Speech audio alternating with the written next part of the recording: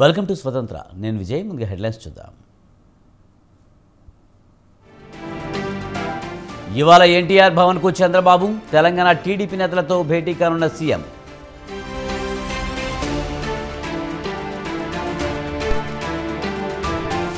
పులివెందులలో జగన్ రెండో రోజు పర్యటన, ప్రజా దర్బార్ నిర్వహించనున్న మాజీ సీఎం.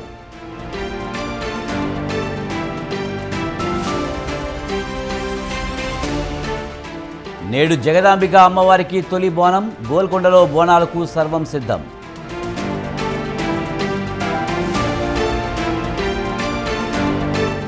నేడు పూరి జగన్నాథుని రథయాత్ర, పాల్గొననున్న ద్రౌపది ముర్ము.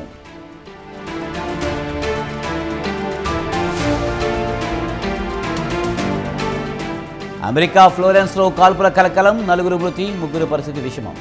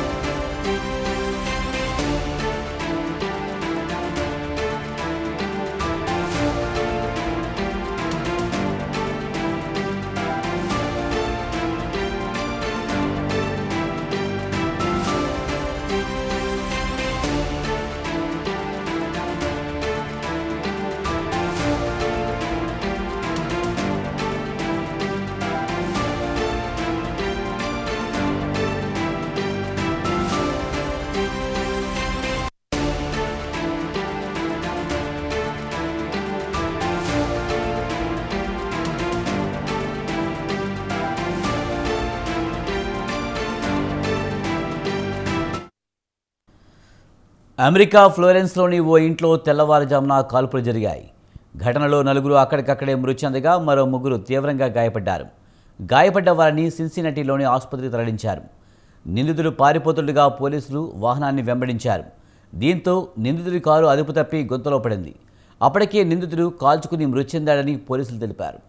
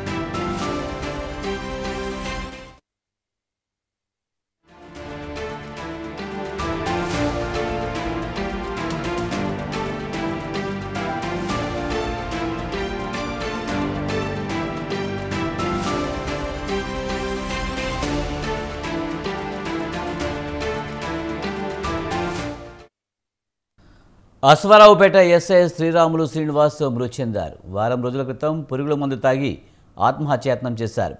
సికింద్రాబాద్ యశోద ఆసుపత్రిలో చికిత్స పొందుతూ మృతి చెందారు. చనిపోయే ముందు ఎస్ఐ శ్రీరాములు శ్రీనివాస్ మరణ వాంగ్మూలం ఇచ్చారు. ఆంధ్రాకు చెందిన 4 కానిస్టేబుళ్లు సన్యాసి నాయుడు, శేఖర్ సుభాని, శివ, నాగరాజు సిఐ వేధింపులతో ఆత్మహత్య చేసుకున్నట్లు శ్రీరాములు శ్రీనివాస్ చెప్పారు. అదే తరహాలో ఎస్ఐ శ్రీనివాస్ వారం రోజుల క్రితం బలవన్మరణానికి పాల్పడి ఆసుపత్రిలో చికిత్స పొందుతూ అర్ధరాత్రి మృతి చెందారు.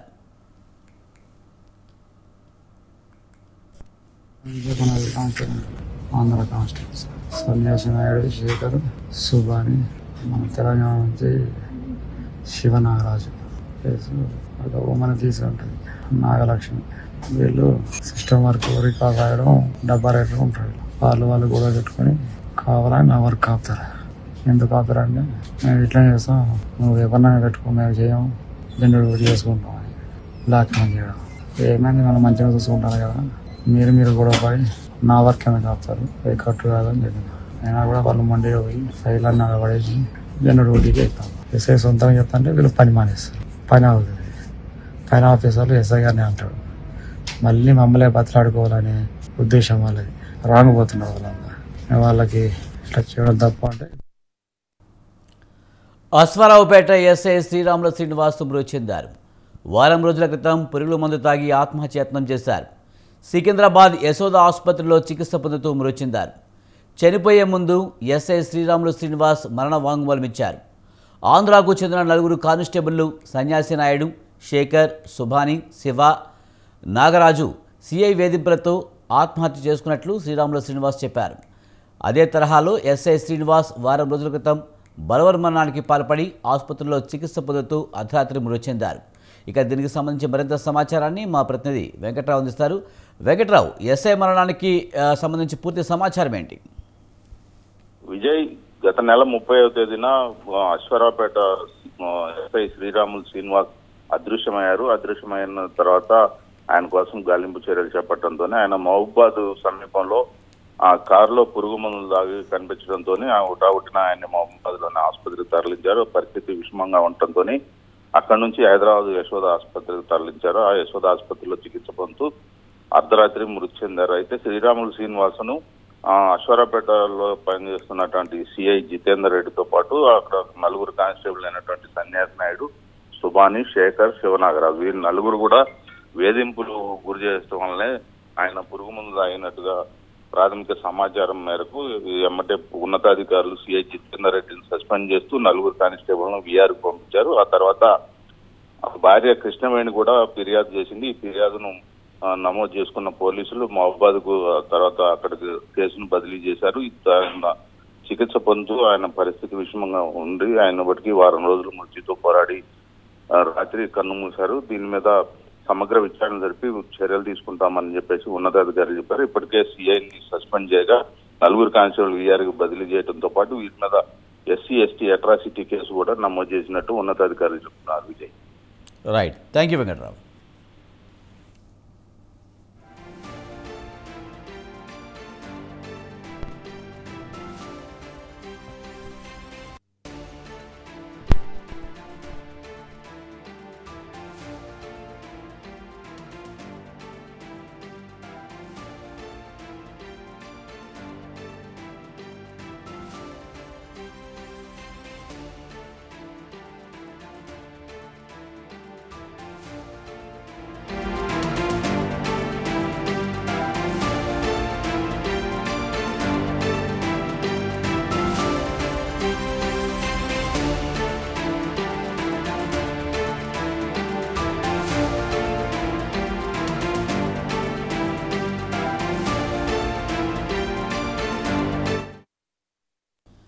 ఇవాళ ఏపీ సీఎం చంద్రబాబు హైదరాబాద్లోని ఎన్టీఆర్ భవన్కు రానున్నారు.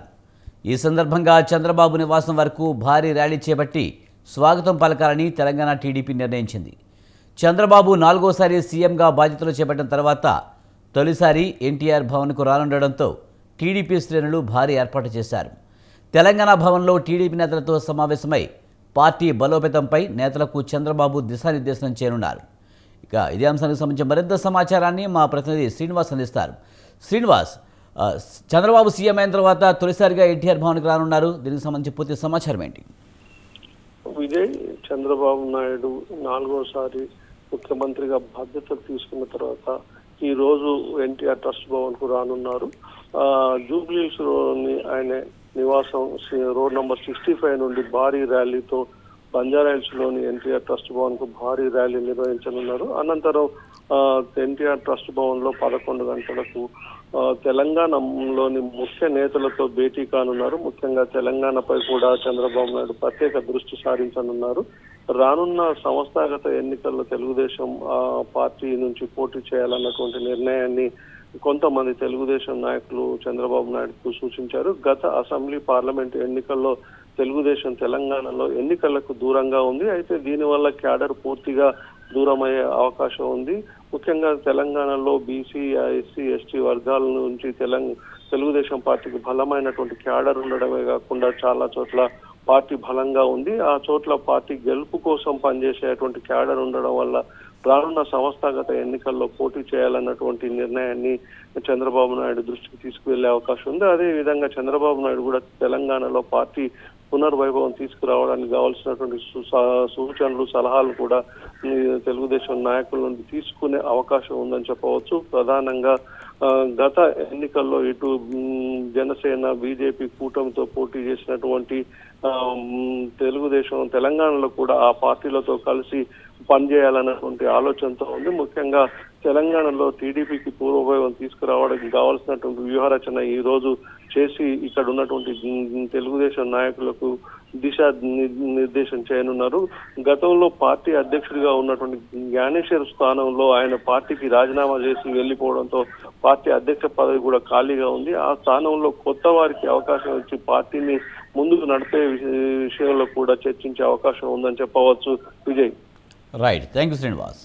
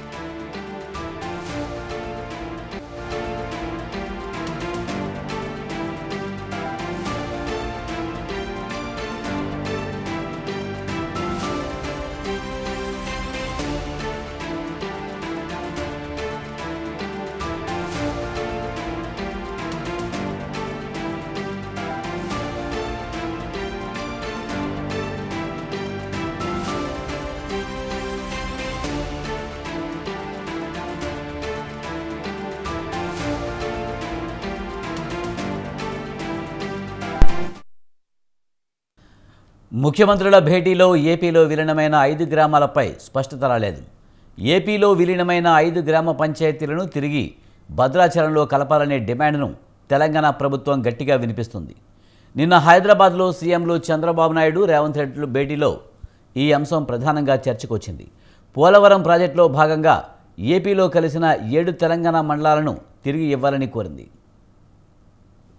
అంశము చాలా కీలకమైనటువంటి అంశము.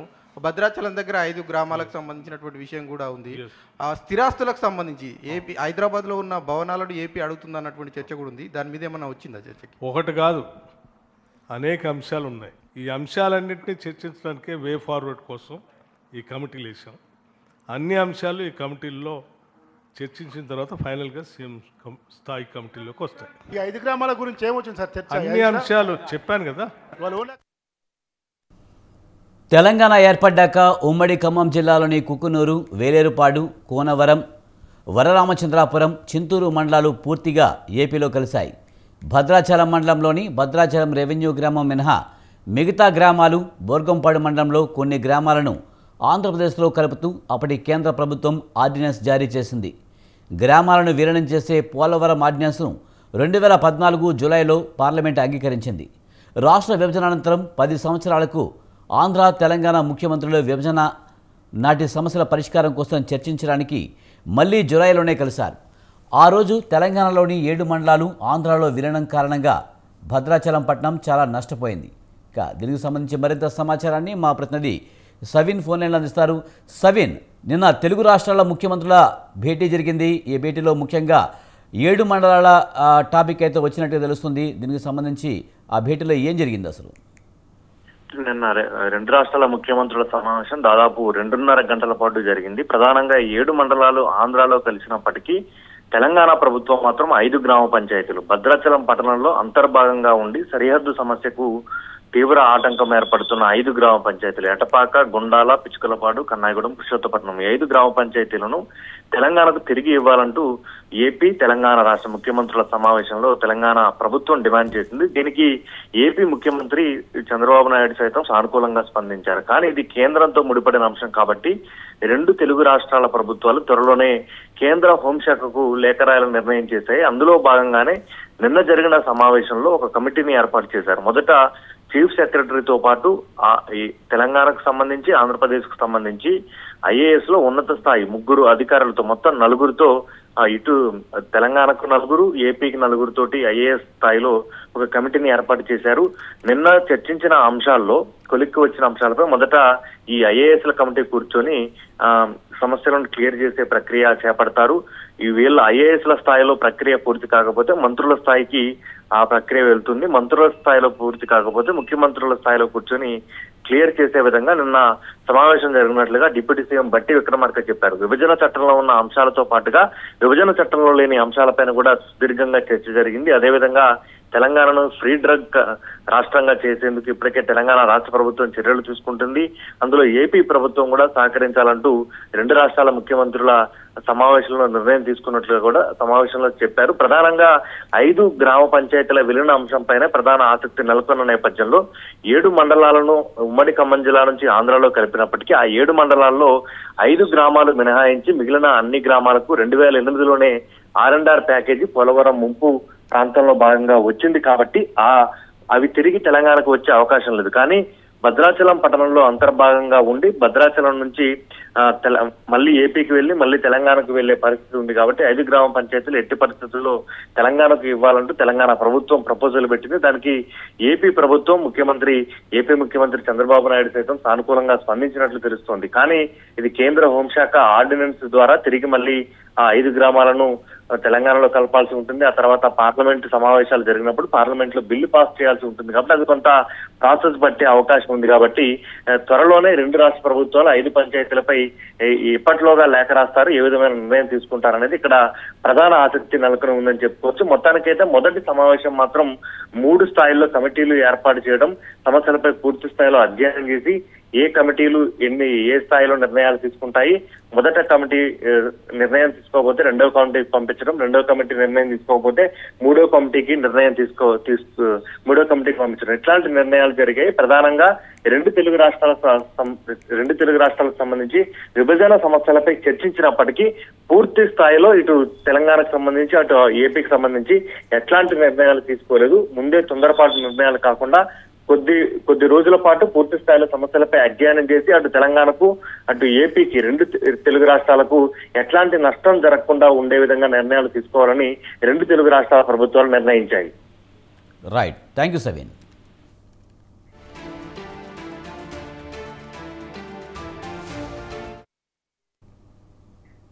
పార్లమెంటు బడ్జెట్ సమావేశాలు ఈ నెల 22న ప్రారంభం కానున్నాయి.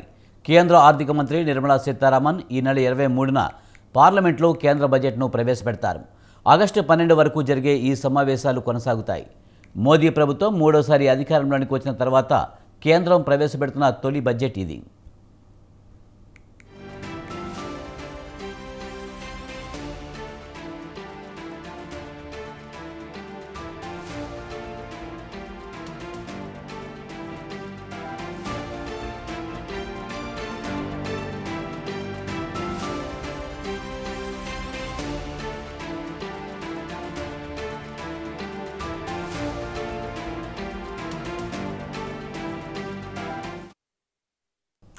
లోక్సభ ఎన్నికలకు ముందు మోదీ ప్రభుత్వం ఫిబ్రవరిలో మధ్యంతర బడ్జెట్ను ప్రవేశపెట్టింది. ఈ క్రమంలో ఈ ఆర్థిక సంవత్సరం 2024-25కి సంబంధించిన పూర్తిస్థాయి వార్షిక బడ్జెట్ను ప్రవేశపెట్టనుంది కొత్త ప్రభుత్వం. బడ్జెట్ సమావేశాల కోసం పార్లమెంటు ఉభయ సభలను పిలిపించే ప్రతిపాదనకు రాష్ట్రపతి ఆమోదం తెలిపారు. ఈ ఏడాది సార్వత్రిక ఎన్నికలు ఉన్న క్రమంలో ఫిబ్రవరి 1, 2024 రోజున ఓట్ ఆన్ అకౌంట్ బడ్జెట్ ప్రవేశపెట్టారు ఆర్థిక మంత్రి నిర్మలా సీతారామన్. ఎన్నికలకు మూసి కొత్త ప్రభుత్వం ఏర్పడిన క్రమంలో పూర్తిస్థాయి బడ్జెట్ తీసుకువస్తుంది కేంద్రం. మోదీ 3.0లో ప్రవేశపెట్టబోయే మొదటి బడ్జెట్ ఇదే కావడంతో ప్రాధాన్యం సంతరించుకుంది.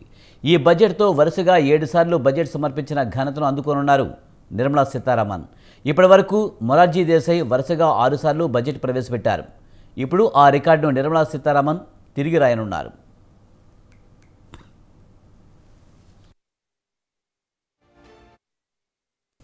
2019లో రెండోసారి ఎన్డీఏ ప్రభుత్వం ఏర్పడిన తర్వాత ఆర్థిక మంత్రి బాధ్యతలు చేపట్టారు నిర్మలా సీతారామన్. ఇప్పుడు మోదీ 3.0లోనూ ఆర్థిక మంత్రిగా నిర్మలకే బాధ్యతలు అప్పగించారు. మాజీ ప్రధానమంత్రి ఇందిరాగాంధీ తర్వాత బడ్జెట్ ప్రవేశపెట్టిన రెండో మహిళగా నిర్మలమ్మ గుర్తింపు పొందారు.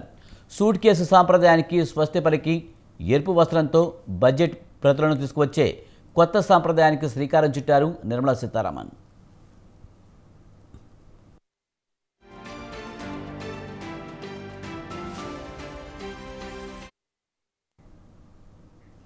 కొమరం భీం ఆసిఫాబాద్ జిల్లాలో భారీగా నిషేధిత గుట్కా పట్టుబడింది.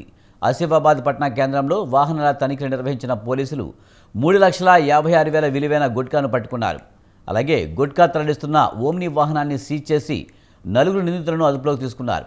ఈ సందర్భంగా జిల్లా వ్యాప్తంగా గుట్కాను సమూలంగా రూపుమాపడమే లక్ష్యమన్నారు ఎస్పీ శ్రీనివాసరావు.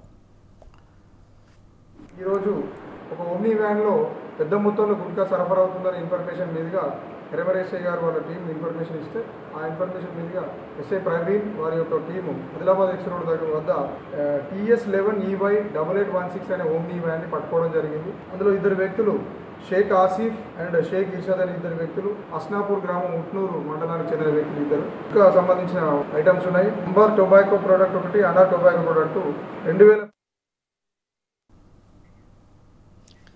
తెలంగాణలో నైరుతి రుతుపవనాలు ధోని ప్రభావంతో భారీ వర్షాలు పడుతున్నాయి. రాబోయే 2 రోజులు భారీ వర్షాలు పడతాయని హైదరాబాద్ వాతావరణ కేంద్రం తెలిపింది. ఇవాళ రేపు రాష్ట్రంలో వర్షాలు కురుస్తాయని అధికారులు తెలిపారు. ధోని ప్రభావంతో రాష్ట్ర వ్యాప్తంగా విస్తారంగా వర్షాలు కురుస్తాయని చెప్పారు. వికారాబాద్, సంగారెడ్డి, మెదక్, ఆదిలాబాద్, నిర్మల్, నిజామాబాద్, కామారెడ్డి, నాగర్ కర్నూల్, మహబూబ్ నగర్ జిల్లాలో భారీ వర్షాలు కురుస్తాయన్నారు. మిగతా జిల్లాల్లో తేలికపాటి నుంచి ఓ మోస్తరు వర్షాలు కురుస్తాయని చెప్పారు.